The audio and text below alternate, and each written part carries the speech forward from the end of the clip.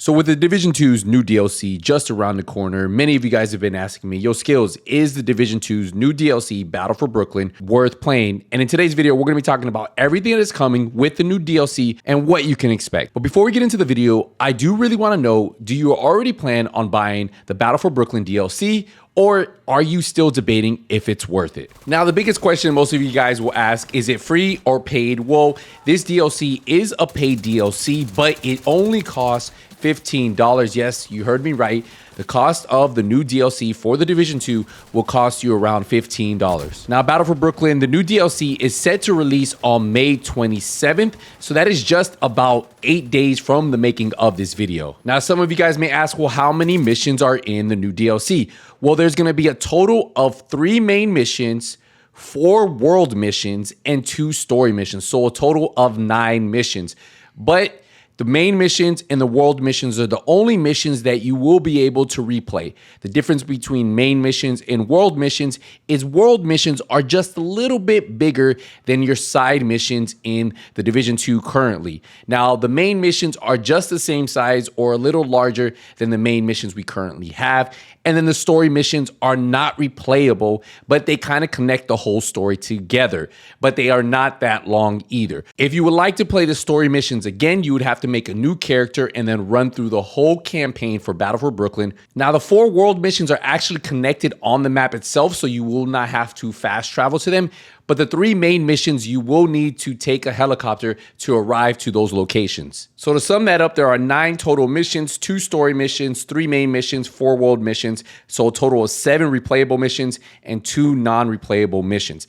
Now, there is a settlement in Brooklyn, plus there will be 2 safe houses, one in Brooklyn Heights and one in Dumbo. So if you guys might have noticed, there are 2 open world named zones, 4 control points, 12 living world activities, and there will be 10 bounty locations scattered throughout Brooklyn. Now, if you're into hunters, there's going to be 8 new hunter riddles. And here's an exclusive look at 2 of the new hunters coming and the masks that you can get from killing them. I'm already a big fan of both of these masks, and take a look at their new hunter outfits, which they did revamp for Battle for Brooklyn. Now, along with the 8 new hunter riddles, there's going to be over 16 world bosses and 30 plus collectibles for you to collect. Now, if you haven't been playing the Division 2 for a while, don't worry, because you will be able to use a level 40 character boost and jump right into the DLC. If you haven't noticed, well, Division 2 DLC for Battle for Brooklyn is actually set in a different time than the main game. It is set in autumn, so you will be seeing a lot more color in the trees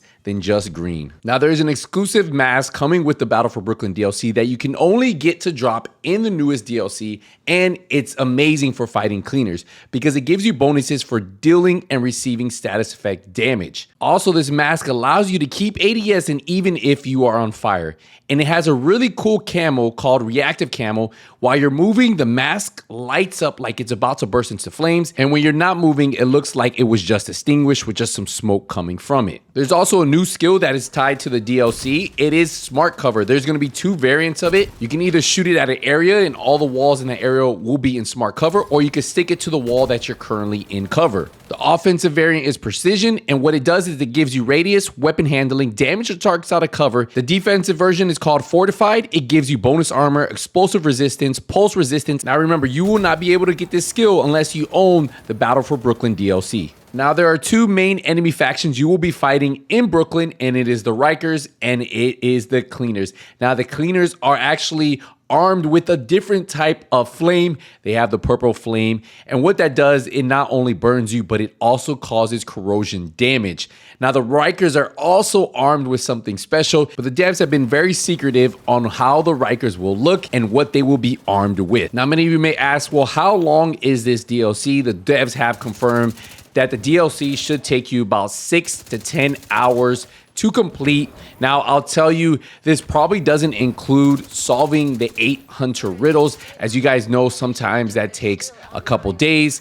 couple hours. Really depends on how difficult they will be to solve. But we definitely have a really good Division 2 community who is really dedicated to solving these riddles. But besides that, 6 to 10 hours should be what you expect to get out of this Battle for Brooklyn DLC. And is probably the main reason why they priced the DLC at $15. Now, many of you guys may ask, well, Skills, there's only one new exotic coming and one new skill.